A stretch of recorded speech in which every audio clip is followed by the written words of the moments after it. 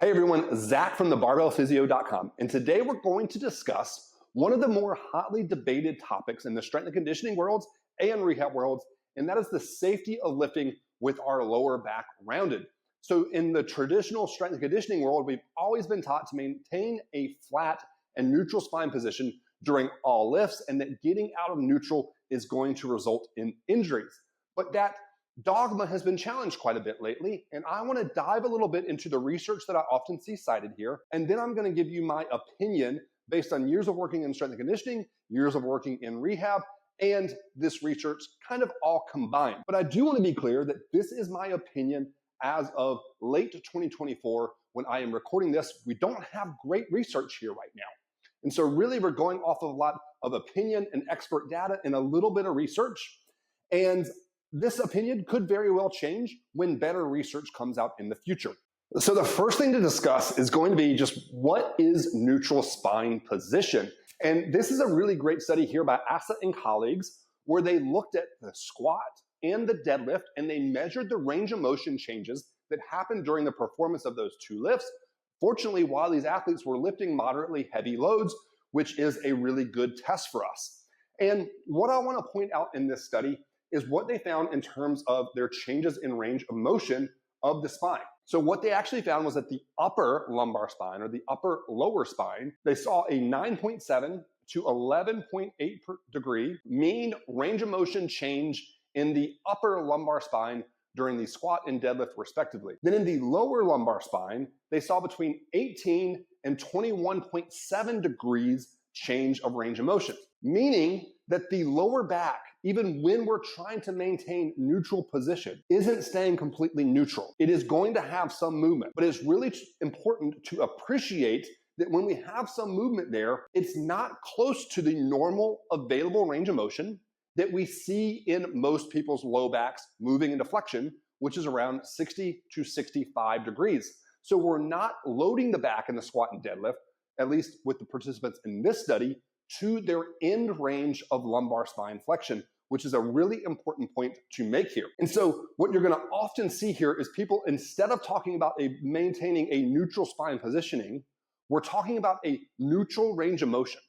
This middle ground of range of motion that's keeping us away from end ranges, even though we understand there's going to be some motion that happens in there. So the authors of this study actually wrote this right here. A neutral spine alignment is, however, not necessarily a singular static position, but more of a zone or a region of intervertebral motion around a neutral posture. In this zone, the load will be equally distributed on the tissues, whereas in the outer ranges of motion, that load will be unequally distributed between the loaded tissues, which might eventually lead to micro trauma in areas that are excessively loaded. So the next research study to consider is this one right here, to flex or not flex. And this is the one that I see cited very frequently in individuals that are arguing that it is 100% fine and safe to lift with a rounded back. So this was actually a systematic review. Essentially, they gathered all the research studies they could that met their inclusion criteria, and they came up to a consensus of what they found overall between those studies. This systematic review tried to answer the question of if there is a relationship between lumbar spine flexion during lifting activities and low back pain. And what they ended up finding was that there was no correlation between lifting with a flexed spine position and the development of low back pain. And so a lot of people went crazy saying, see, we were right, you can move however you want when you lift. But there are a couple of problems with this study. First of all, none of the subjects in any of those 12 studies actually lifted weight. And the studies ranged in the weights that were lifted from something as light as a pin to something only as heavy as 26 pounds. So 26 pounds is not a whole lot of weight. You don't regularly walk into the gym and see somebody deadlifting 26 pounds or squatting 26 pounds. And so I think for that reason, this lacks a lot of external validity. We can't take that research and say, yes, it 100% applies to somebody going into the gym and maxing out their back squat or their deadlift. But I do think that that's interesting. To me, that does provide some data that lifting light loads with our lower back rounded isn't that dangerous. I've done a number of posts on my social media about things like reverse hypers and back extensions off of the glute ham developer and Jefferson curls, all with light loads that train our low back to its full range of motion and into flexion. And I've had people comment that that's dangerous and it's going to blow my back out. which I don't think is true based on this research. We shouldn't be scared of lightly loaded motions into the lumbar spine. But unfortunately, we don't have any research studies that have actually taken true lifters and put them through a program where they either lift trying to maintain a neutral spine position or they lift with their back fully flexed. So we don't have a true answer to this right now. So when the research doesn't have the answer, then we need to look at what happens through experts in the field and how they train and what we see clinically in the research. So let's start by just talking about experts. I've been fortunate to work with a number of high level powerlifters to consult with high level powerlifting coaches, strength and conditioning professionals.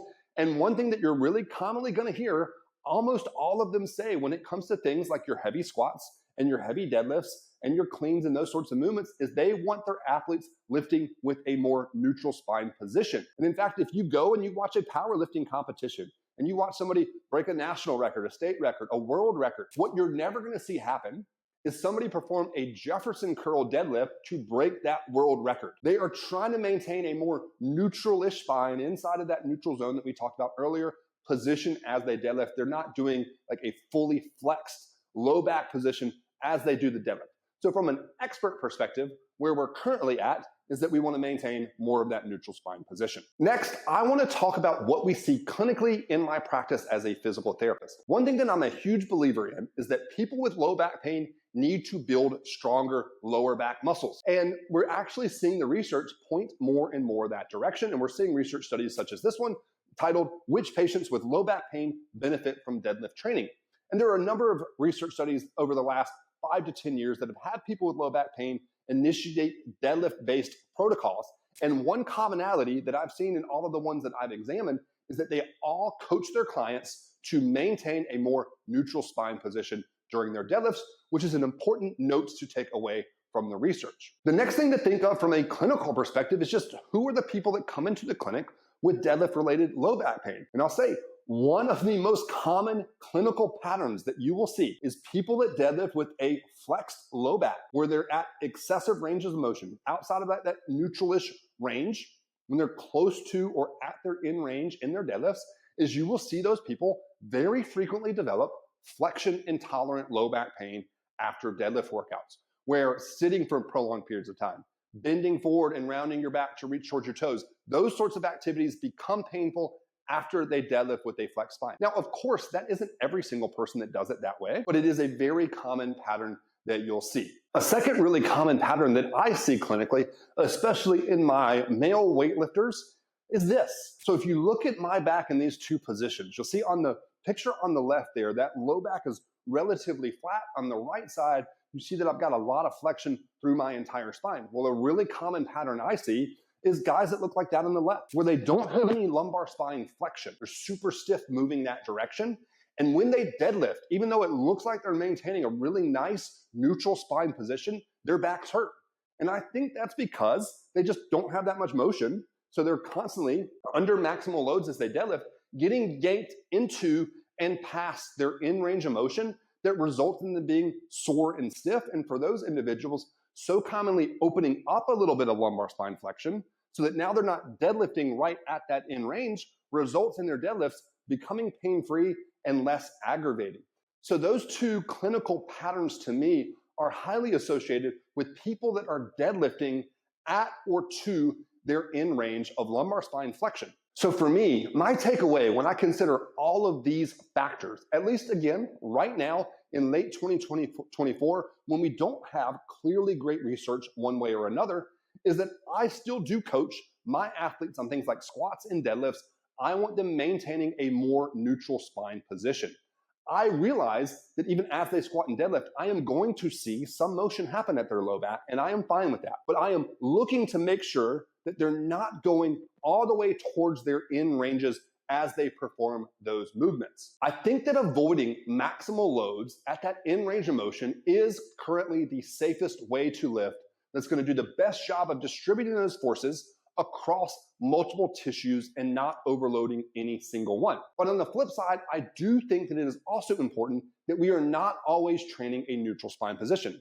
Life happens outside of neutral spine positioning, and at times you're going to go for that max deadlift, and it's going to be 5 pounds too heavy, and you're going to get pulled out of that neutral spine position. And so I do think it is important that with submaximal loads, we are exposing the body and those tissues to loading outside of neutral.